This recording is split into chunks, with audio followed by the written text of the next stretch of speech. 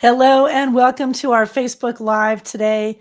I'm Diane Ray, co-founder of MindBodySpirit.fm, and I'm really happy to join everybody today and introduce one of our amazing podcasters. We have such incredible talent on MindBodySpirit.fm, and we've been doing these Facebook Lives to give people a chance to meet and greet some of the people that we have and learn about what they do. So today, I'm really happy to introduce Reverend Gaylon McDowell, and on his podcast, Truth Transforms, he focuses on the practical aspects of New Thought teachings, starting with forgiveness, spiritual healing, prosperity, and living a life of freedom and self expression. He calls himself a self described hardcore metaphysician, and we're going to get into that. And Galen is an assistant senior minister at Christ Universal Temple for Better Living in Chicago. And he's also the executive minister there and director of the Johnny Coleman Institute. So he's a busy guy. So I'm glad he had time to talk with us today. So thanks for joining me, Galen. Thanks. I'm glad to be here, Diane.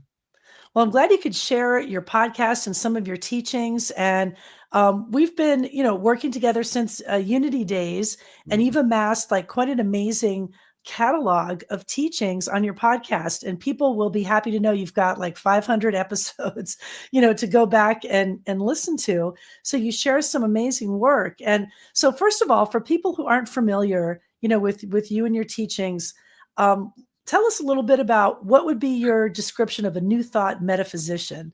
How would you describe yourself? Okay, so I go by the hardcore metaphysician because I was trying to figure out what is it that I do. What's my brand of New Thought teaching? So when I talk about New Thought, I look at New Thought from the perspective of theological and philosophical perspective that views God not as a superhuman,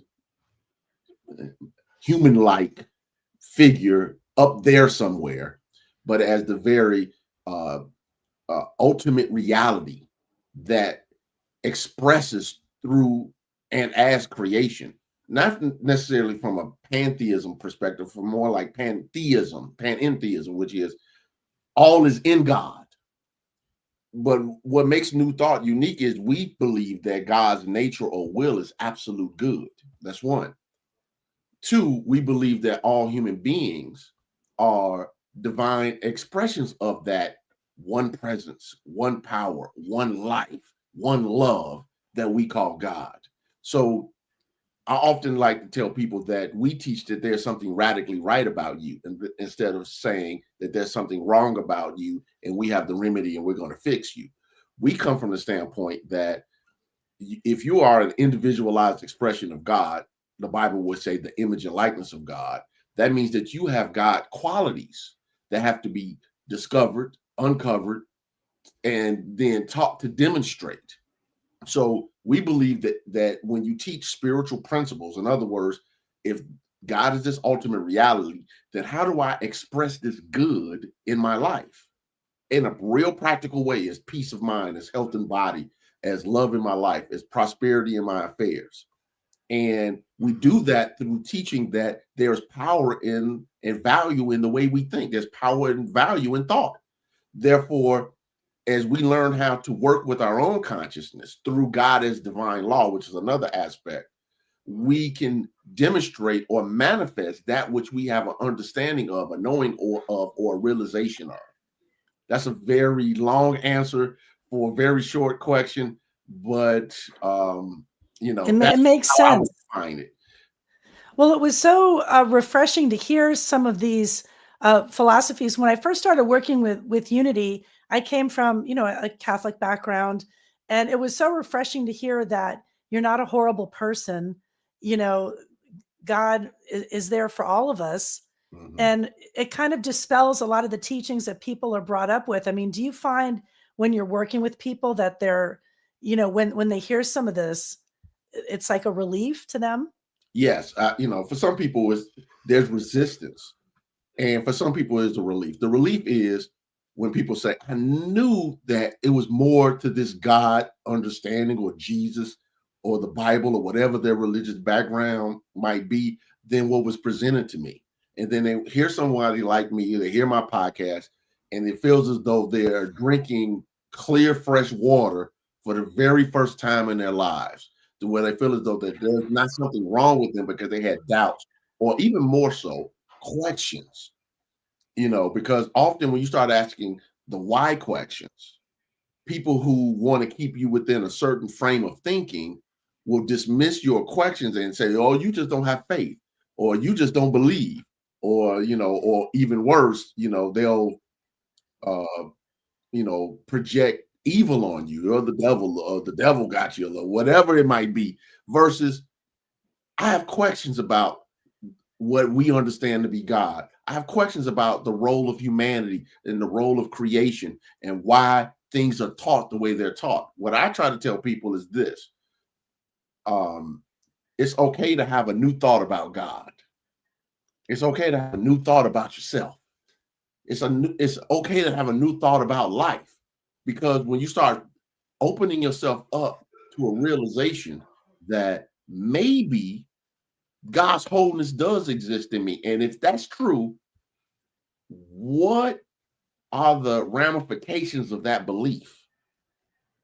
And then you take it as far as you can take it, versus there's something broken about me, and then you take that to its ultimate ramifications, which is often um, the low self-esteem and self-value that goes along with believing that you're just a miserable sinner born with a toe tag to hell.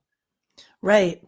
And all that fear that goes along with it. I think it's so refreshing to hear some of these messages, and especially in the times that we're in right now, very divisive. A lot of people, if you don't believe this way, you're going to hell. And, there's a lot of that messaging out there. And some of your recent episodes have focused on, what steps can we take, especially now in these times of uncertainty, how we can manage and navigate where we are a little bit better. And maybe you could share, a step or two that you teach that we Okay. can manage uncertain times a little easier. Okay. Well, I think there's a couple of things, but I'm gonna teach just one thing, because I just taught this in LA a couple of weeks ago.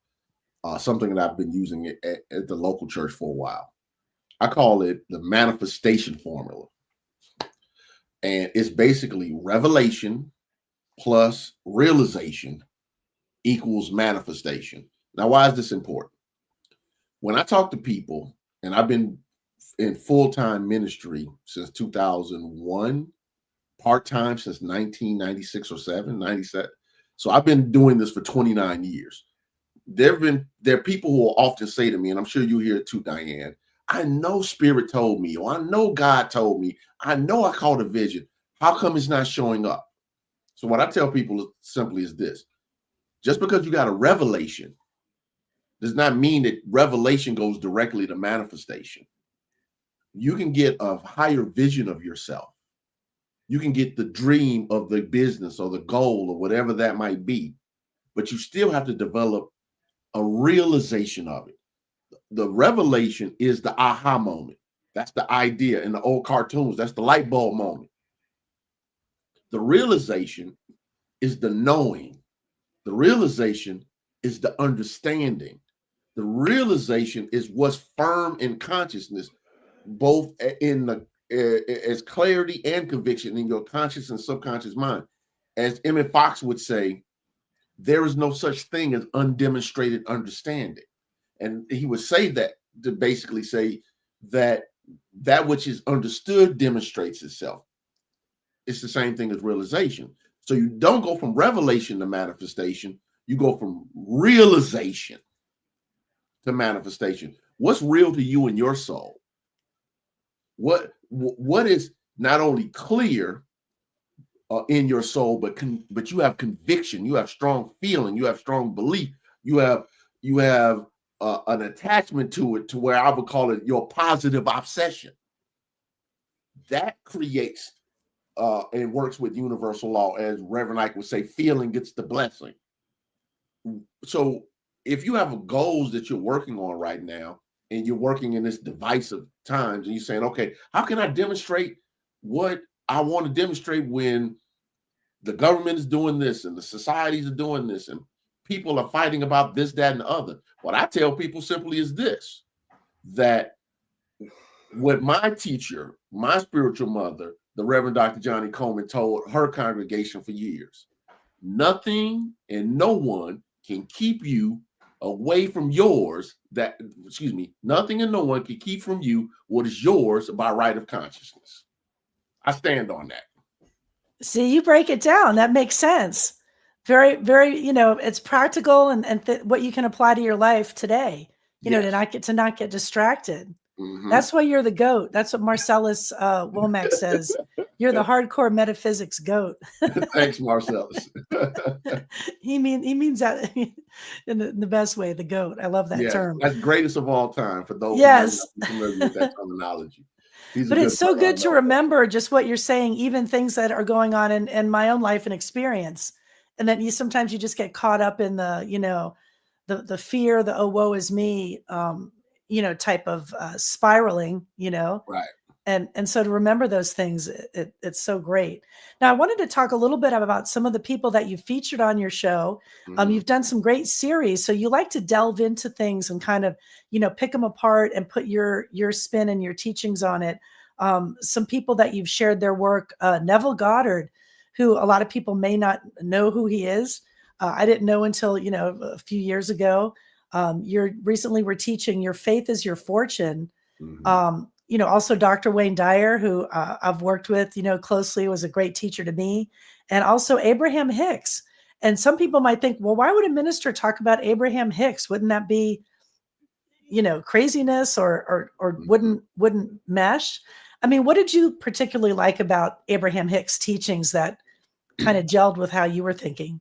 Well, one, Abraham Hicks, I know normally ministers don't teach people who are teaching channel material. So what I did, first of all, when I brought in the, said I was going to teach the book, Asking and is Given, I said, now look, for me, it doesn't matter if the person was channeling the material or not. However they got it, let's evaluate the material based upon not only the value of it, what was presented, and what is demonstrable. In other words, can you use it to better your life?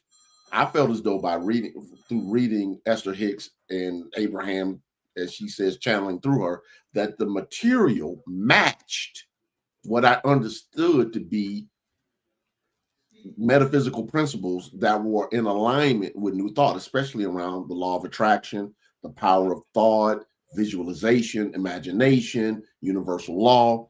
I couldn't debate it. I was like, okay, she's using her own terminology, but the information is solid. So what I decided to do was say, this is my New Thought spin on it. And what I would do is create a bridge for people who are New Thought or a branch of New Thought, or saying like New Thought Christian, which is like Unity or UFBL, Universal Foundation for Better Living, which I'm a minister of. I was trying to build a bridge so people can see, okay, this is how you can use this material, whether you believe how it came to the person or not, because we should be valuing a thing based upon the results, not based upon do I like how it came through. I like that you said that, because I felt the same way when I first came in contact with the Hicks material. I thought, well, this is kind of nuts. Yeah. But then as I read it and I listened to a lot of the audio, material from them, and it made sense. And if you kind of suspended your disbelief, I guess, of where it came from, like you said, and does it work? Yeah, and I think that's the main thing. Excuse me. I think the other issue with writers like that person is, and I'm be mindful of time because of my answers are long-winded, is that when we study that type of material, we often get caught up in our religious backgrounds unconsciously. You come from, you mentioned Catholicism earlier and other things. And so this can't show up this way versus just doing a baseline evaluation of the practicality of the message. So for me, it's all about practicality. Reverend Coleman used to always say to the CUT ministers, she would say, give them the literal, then teach them the metaphysics, and then give them practical application. And then she would say, if you have not given them practical application, you have not done your job. You have done nothing. Because what difference does it make if you can give this person this wonderful metaphysical theory and they can't use it to Right. help It doesn't to make better their sense. own lives? Yeah. So Yeah. No, that's great. I mean, there's so many things we can learn from teachers like, Johnny Coleman, the Hicks, Dr. Wayne Dyer, Neville Goddard. So if people are listening, they might want to check out some of this material on their own, do some digging and then go back and listen to some of your podcast episodes. Now, you also had some episodes on Kabbalah, and I haven't done a whole lot of study on Kabbalah. I mean, what was some of the things that you shared, on the podcast episodes that you took from those teachings? well, um, they're different. I was bringing on experts in the subject, so I was interviewing them. Um, Kabbalah, or some people say Kabbalah, I've heard both translations, is Jewish mysticism that I believe aligns a lot with some of the things that New Thought teaches, as I consider a brand of mysticism. So what I was trying to do is help people understand something that's out there. You hear about Madonna studies this, and you hear about a lot of surface things. And I was trying to get to the root of it. Like, okay, what is it that you teach? How is it relatable to people's understanding of Bible, scripture, etc., Jewish and Jewish understanding of theology? And yet again, most importantly, how can you practically apply this mystical tradition into your life? I'm a big believer that if mysticism isn't practical, if metaphysics isn't practical, then who is it really helping? So I don't remember the name of those episodes, but I was bringing on the expert, Dr. Will Coleman. I think was one of the episodes in which I talked about the Kabbalah, and I thought he did a great. I thought we had a great discussion around it. I don't remember the episodes, 515 episodes. I know it's a lot, a Yeah. lot to go through. But I guess the point being is that I think people can learn a lot from your exploration of some of these subjects because you're so open, and you can tell that you have a passion for it and you want to learn and share it, with the Yes. people that you're teaching, with your listeners, and that really comes through. Yes. Well, thank And you. Thank you. So what I try to do is take books and teach them chapter by chapter. I'm teaching right now, Teach Us to Pray by Charles and Cora Fillmore, which is a old Unity classic book from almost 100 years ago. But I've done that with the Wayne Dyer books, the Esther Hicks. I've done it with several Neville Goddard books, several books. Or if I'm not teaching a book, I'm teaching an idea like spiritual healing or prosperity, or I've even had series just on metaphysical Bible interpretation, or with Dr. Rocco Errico, and he's teaching the Aramaic Bible perspective, which I think is something that is lost in biblical studies. I'm bringing these conversations to the table because I believe they can empower people. They can help people get a greater understanding of what matters to them. Everybody's not going to hear Esther Hicks, but they'll hear a person talk about the fact that Jesus spoke Aramaic and his thought from an Aramaic, because you think like your language, and people don't realize that. So when you're translating, I said it in Aramaic, you translated it in Greek. Now we get it in English. What gets lost in translation? And bringing episodes to the table like that do make a difference.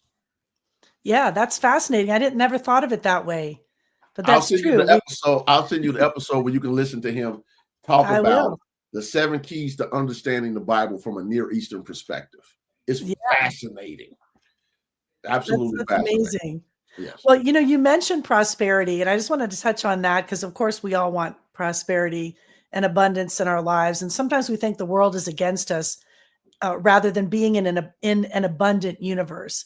And I do believe we are in an abundant universe. There's enough for everybody. I think we can all, benefit. I mean, what would you say to people that they're grinding it out? They're really trying to have more prosperity and abundance in their lives, and they feel that they're blocked. And Okay.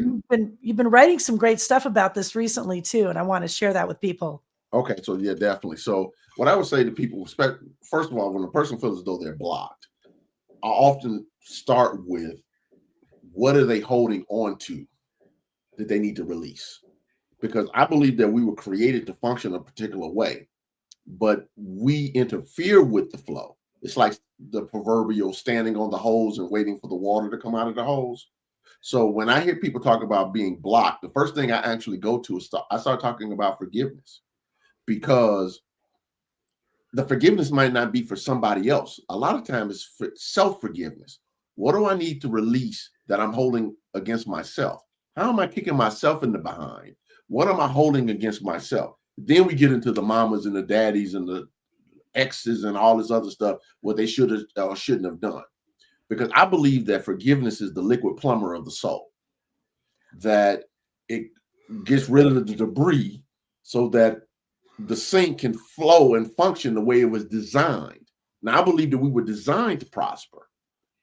However, what the thoughts and the beliefs that we hold create the limiting blockages energetically that interfere with what we are seeking to do. So that's the first step.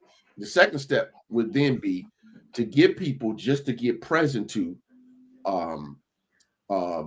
what's easy for you that's hard for other people.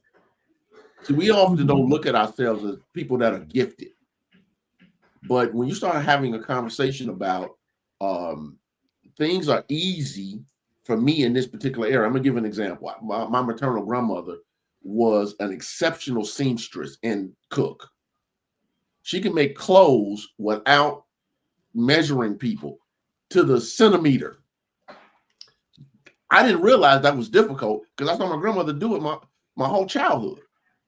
I can read extremely fast, absorb it, and teach it. I thought everybody could do that. I was going to church reading 3 to 5 books a week, and then I could explain it, and then I discovered, oh, that's not normal. Easy for me, hard for you.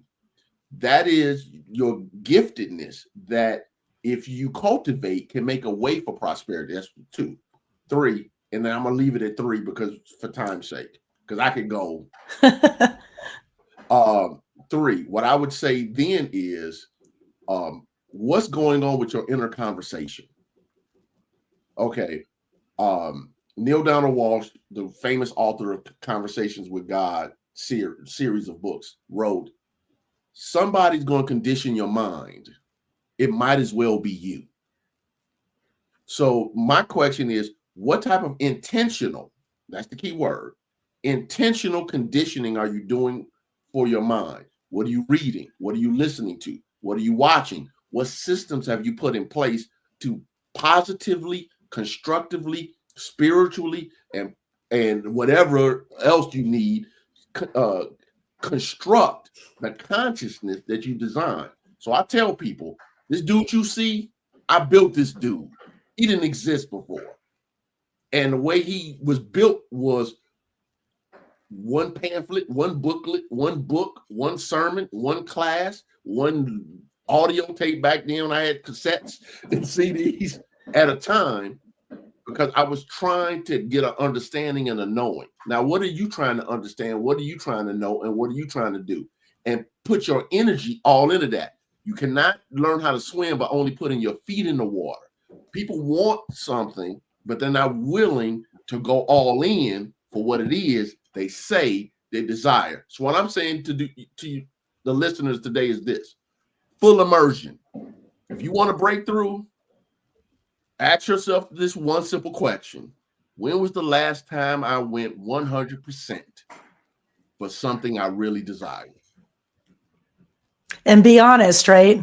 Be honest with yourself. Yeah. Not making excuses about, well, this person and that. Like, when was the last time I, in integrity, went all out with full clarity, with full passion, and passion is the key word, to decide I'm going to do something? Because when you get passionate about something, you go to the gym, you get on the elliptical, you get on the treadmill, you go to the yoga class, you change your diet. I'm just using this in the standpoint of health, or you make the decisions you need to make when you are not being valued in a relationship, for instance, and you get passionate about, I deserve better than this, and you make the hard decisions that you got to make to better your life. What I'm just telling people is, play all out. What do you have to lose? You have everything to gain. you only think you can lose because of the inner conversation you're having with yourself that's devaluing.